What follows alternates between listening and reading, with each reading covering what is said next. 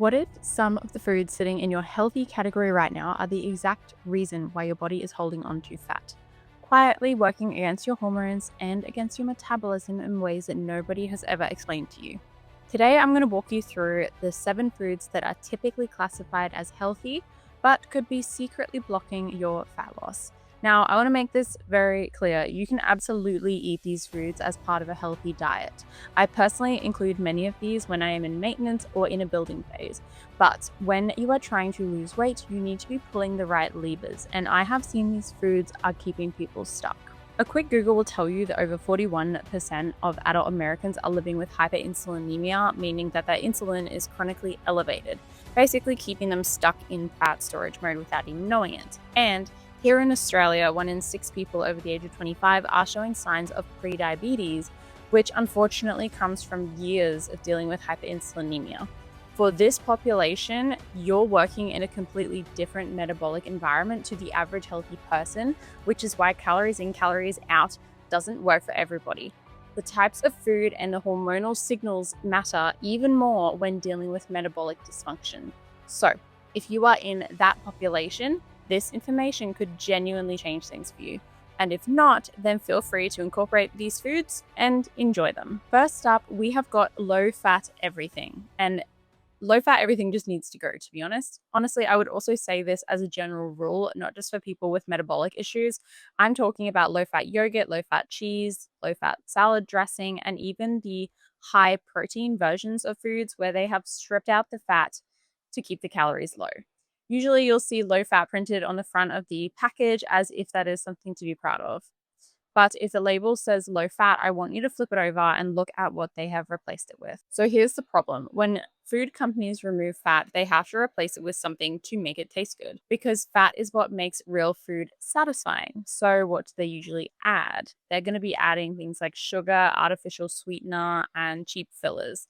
And those things tend to spike your insulin and leave you feeling hungry again, often just 45 minutes later.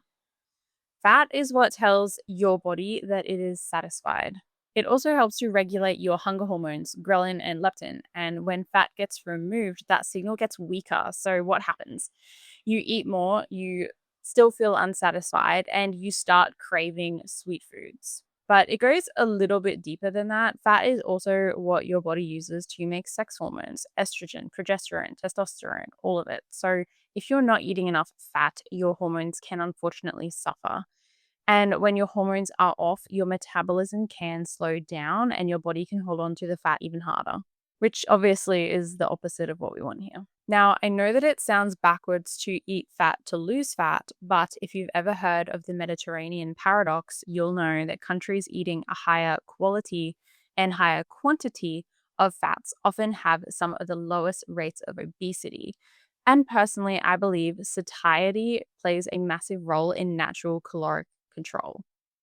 Recently, I wore a continuous glucose monitor and I noticed something really interesting. When I ate high fat meals, my blood sugar stayed stable, but more importantly, my hunger stayed stable for hours. Low fat meals did the complete opposite.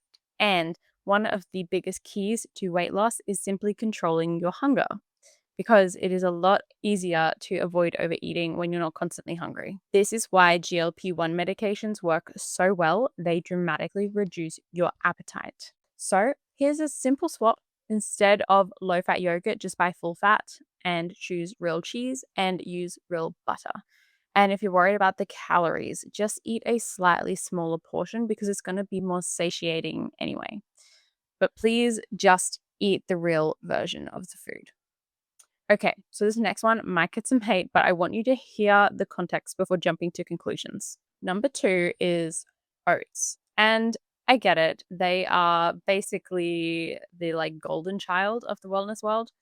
They are heart healthy, they're complex carbs. Every meal prep girly on Instagram is making overnight oats in 10 different flavors. And I used to love them. Years ago, I started every day with a bowl of oats with a caramello koala on top. And if you're not from Australia, that's basically like a little chocolate koala that's filled with caramel. It's a weird combo, I know, but I was following a plan from a popular trainer at the time, and all of the girls in the group were flavoring their oats with these little chocolates. and it fit my macros, so I did it. So anyway, moving on. Recently, I wore a continuous glucose monitor and I tested something. When I ate oats, my glucose spiked like crazy and way more than my usual breakfast, which for context now is like eggs, bacon, barbecue sauce, and a wrap. So, the meal that's considered the healthier option by traditional dieting advice was actually sending my blood sugar through the roof. And on top of that, I was hungry again within like 2 hours. I personally do not find oats satiating at all. So, here's why that matters, especially if you're trying to lose weight and dealing with metabolic dysfunction. When you spike your glucose and your insulin early in the morning without using that energy, your body is going to be shifting into fat storage mode. And because you've started the day with a glucose spike, your body is going to be spending the rest of the day chasing blood sugar. Your first meal really sets the tone for the entire day. And if you start it with protein and fats, your blood sugar stays stable and cravings usually stay under control. This is what I teach in my coaching. This is understanding how the foods you eat impact your hormones and the tactics to make fat loss really easy without counting calories. Now, you'll probably see fitness influencers eating oats, every morning. And here's the difference. They are eating these oats and then they are immediately going to train or they're going to the gym, they're going out for a run. So their body is actually using that glucose for energy.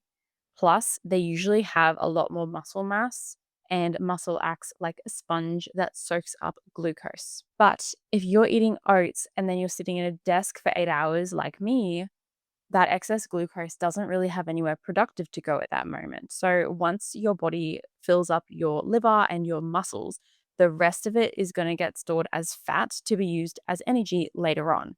And that's when I see people get stuck. Now, to be clear, the food itself isn't evil and context really matters here.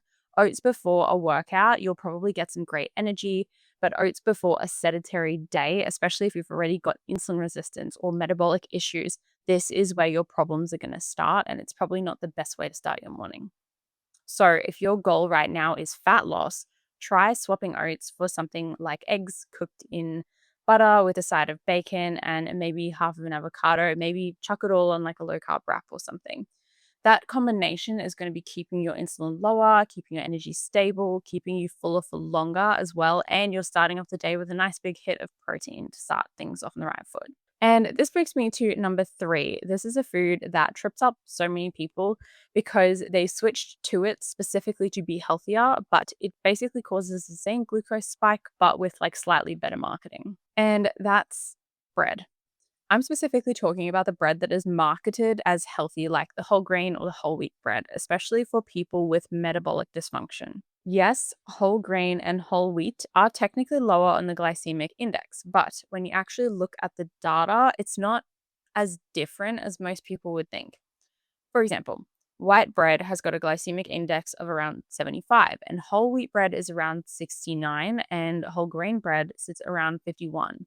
So, yes, it's lower, but it's still comparable to foods like fettuccine, potato chips, peanut M&Ms, and even a Snickers bar. And this is where a lot of people are getting caught off guard because depending on the brand that you're buying as well, some of these breads that are labeled as whole grain are basically just white bread with a few seeds thrown in. This is something that even catches my own mum off guard. She will tell me, "Oh, I just feel really dizzy, this morning." And I'll ask, "Okay, well, what did you have for breakfast?" And she'll say, "Just toast with Vegemite, but it's whole grain, so it's healthy." And I always have to explain to her, it doesn't really matter what if it's whole or white, it is still breaking down into glucose in the body. And considering she recently reversed her prediabetes with my help, bread is something she really needs to be mindful of because it impacts her body a lot more than it does to mine. Now, while we're on the topic of bread and grains, there's something also worth mentioning, which is gluten, especially if you are dealing with things like PCOS,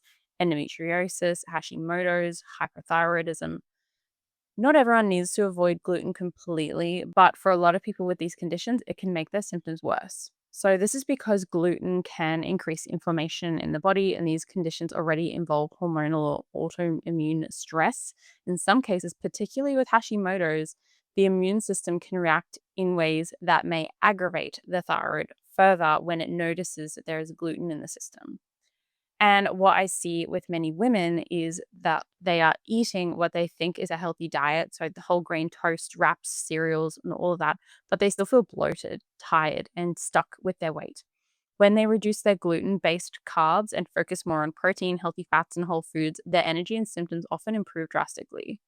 It's not really a magic fix, but for some people, it can be a really helpful lever to pull. So, here is my key takeaway for this one. If bread is the star of your meal, it's probably going to spike your blood sugar in a pretty similar way. Now, yes, some breads have more seeds, more fiber, better ingredients, and they're definitely worth swapping to. But here's something really interesting. When I eat the same slice of bread, my glucose barely moves, but when my mum eats it, her blood sugar goes through the roof because your metabolic health changes how your body responds to carbs. And at the end of the day, bread is still going to turn into glucose. So, if your metabolism is struggling, bread in almost any form can keep you stuck. Now, personally, if I do eat bread, I love sourdough. I don't really enjoy the taste of many other breads, so I pick sourdough. And also, the fermentation process actually changes how your body digests it, and it tends to have a lower glucose load and can be better for your gut microbiome. But even then, bread isn't the main part of my meal. If I'm in a fat loss phase, I might have one slice of sourdough with plenty of avocado, two eggs, and if I'm in maintenance or a build phase, which is actually what I'm about to be entering in now, I'm going to be having maybe two slices and then add maybe some bacon to the meal that I already just talked about to increase the protein and the fats. So if bread isn't the whole meal, it's just a part of it, and it's just delivering quality proteins and fats to my mouth, then that is something that I'm more than happy to include in my diet. Now, let's talk about something that you might be spending a lot of money on, thinking that it's helping you, but spoiler, it might not be. So, this one is protein shakes, especially if you have been told that you need more protein. And I get it. I literally just did a whole video on the importance about protein. But here is the thing that people are missing: the source of the protein matters. Here's my personal rule: if I'm in a fat loss phase, I usually avoid protein shakes. And there's a pretty simple reason why. So, protein does raise insulin, not as dramatically as carbs, but there's still a response. And with a protein shake, you're basically getting a fast hit of protein, but without the fat that would normally slow things down. So, protein in the wild is usually part protein, part fat, which dulls the glucose spike from the protein itself, which means that the protein shake will spike insulin far higher than something like a piece of steak. And on top of that, most people are mixing their protein powder with milk, or at least I do, and milk on its own can trigger a significant insulin response by itself. If you think about it, milk's biological purpose is to grow a baby calf as fast as possible. It is literally designed to stimulate growth. So, for me personally, protein shakes are more of a backup option, not something I rely on daily. I will only have one during a cut if I genuinely didn't eat enough protein in that day, if I'm short on time, if I can't fit in another meal. Basically, if there are gaps to fill when life gets busy. But most of the time, I would rather just eat real food, which will keep me fuller for longer, since most of my dieting strategy relies on naturally lowering my hunger. So I never have to count a single calorie. It works like a charm, by the way. A palm sized piece of salmon or chicken is going to be doing far more for your satiety and your metabolism than a shake that's blended with milk. And we can't forget the protein shakes aren't calorie free either. And when you're trying to lose weight, I always recommend to avoid drinking your calories because it's just not satisfying and can lead to blowing out your caloric intake for the day. So, my takeaway for protein shakes is simple: they are a tool, not a foundation. They're fantastic in a build phase when you're going to be eating in a surplus, and I'm definitely going to be incorporating them in my build that I'm about to start. This is something that I teach more in detail with my coaching. It's like the right levers to pull between fat loss, maintenance, and then muscle gain. During a fat loss phase, real food wins every time for hunger and satiety. Now, let's talk about something that I think seriously needs a bit of a rebrand, which is the health food aisle. So, number 5 is the health food aisle. And this aisle contains things like protein bars that look like a candy bar, guilt free crackers, low carb cookies that honestly just taste like cardboard, and those organic, gluten-free, vegan, everything-free snacks in the pretty packaging with the high health star ratings. So you get it, you know what I'm talking about, the entire health food aisle. Here's what most of the foods in that aisle have in common, which is seed oils, canola oil, soybean oil, sunflower oil, rice bran oil, all of it. They're hiding in almost everything that's packaged. And these oils are highly processed, they promote inflammation in the body, and they may interfere with hormones that regulate fat storage. That's why some researchers refer to these as obesogens. And there's another problem. A lot of these products remove the natural fat, which, I mentioned in point one, and replace it with more refined ingredients just to make the macros look good on paper. So on the label, it looks healthy, but the actual effect on your body is a completely different story. And I know this because I used to do the same thing. I used to fill my pantry with these healthier alternatives. But these days, I would prefer to just enjoy a real Snickers bar than a whole entire box of like a guilt-free version of a Snickers bar that's just going to leave me feeling unsatisfied and reaching for something else afterwards. And here's the thing that most people don't realize. When food doesn't actually satisfy you, you end up eating more overall, which is the opposite of what most people are trying to do. And there's also one food that is in the health food aisle that deserves its own special mention because it sounds healthy. It's called a superfood, but in reality, it's basically like dessert for breakfast, and that's granola. I once heard granola described as dessert in activewear, and I just thought that was hilarious. So let's talk about granola for a second because it's marketed as this like super healthy breakfast. But the thing is, most granola is loaded with added sugar. Unless you make it from home, brands pretty much have to add in extra sugar because without the honey or the syrups, it basically tastes like you're eating dry sticks. So, what do companies do? They coat it in sugar, they market it as healthy, trying to, get you to sprinkle it over your yogurt bowl and call it a day. But most people are not even realizing as well that the portion sizes of this is tiny compared to the caloric load. A small serving of granola can easily be a few hundred calories, and most people pour way too much in one serving. And this becomes an even bigger problem with things like acai bowls or yogurt breakfast bowls because on Instagram, they look super healthy. They look like the best way that you could start your day. But what's actually in them is a big layer of that sweetened granola on the top. They've also got multiple different types of fruits, sometimes honey or like maple syrup on top. And occasionally, they also will include nut butters, which are very calorically dense. And suddenly, that healthy breakfast bowl can easily hit 800 to 1,000 calories in one go. And I'm not demonizing fruit here either. I'm just adding it to the glycemic load at this point, which is already on top of an already very sugary meal, which means that you're getting a massive glucose spike from the sugary granola hit, the fruit, and any added sweeteners. And you're probably going to be hungry again within a few hours just because the protein and fat is not usually as high as normally like a low fat version of like a yogurt. And yes, there is protein in yogurt, but not as nearly as much as some other breakfasts. Now, again, the context matters. If you're going to be doing a big workout and you're very metabolically healthy or eating this on occasion, it's not going to be the end of the world. But if you're trying to lose weight or stabilize your blood sugar, starting your day with what's basically dessert disguised as breakfast can make things really hard. If you're looking for something crunchy and satisfying, instead, maybe just try a handful of salted macadamia nuts. You're getting way more healthy fats in them and a lower insulin response, which will also help you keep fuller for longer. But just a small warning, macadamias are very easy to overeat, so portion control matters with them too. And the last one, this is showing up everywhere on Instagram and TikTok right now as like a go-to clean girl breakfast. I don't really get it, and I have some thoughts because I personally have never looked at this food and thought, yeah, that's a great thing that I definitely want to eat as part of my healthy diet. I've always seen it as like a dessert type food.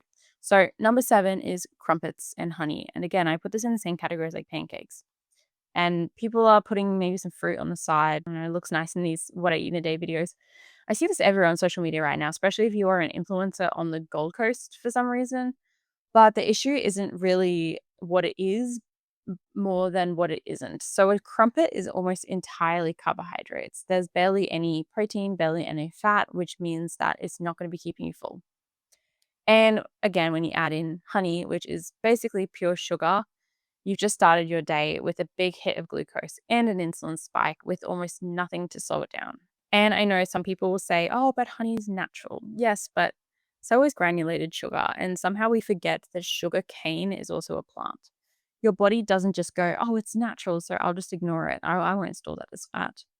Glucose is glucose. And that's not me saying that, that's your body saying that.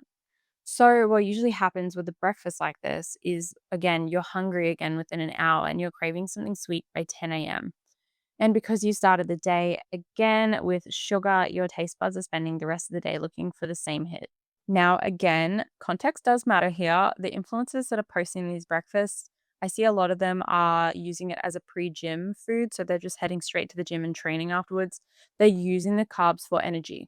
But if you're heading to a desk, a meeting, or like school drop off, there's a good chance you'll be in the coffee shop later on buying something else before the morning is even over. And this is why that first meal of the day matters so much. Starting your morning with protein and fat keeps your blood sugar stable for hours. You stay fuller for longer, your energy is steadier, your cravings are also way easier to control as the day goes on. It's one of the key areas that I focus on in my coaching for weight loss without calorie counting because we're not a calculator, so we shouldn't be needing to count calories just to lose weight.